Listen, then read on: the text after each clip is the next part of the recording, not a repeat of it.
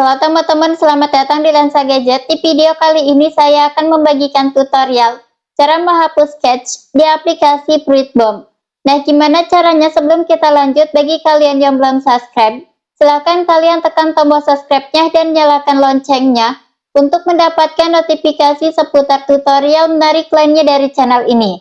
Nah, oke, kita langsung saja simak videonya. Nah, untuk menghapus sketch atau sampah di aplikasi Fruitbomb, caranya mudah sekali. Pertama-tama silahkan kalian bisa tekan dan tahan di bagian aplikasi Fruitbomb.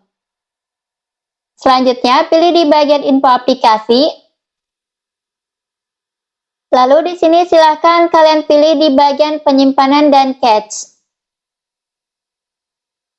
Selanjutnya, di bagian halaman penyimpanan, kita bisa lihat di sini untuk cache-nya, yaitu 140 MB ya teman-teman.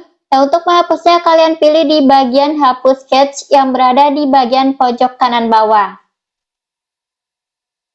Kemudian kita bisa lihat di sini untuk cache-nya sudah berhasil dihapus.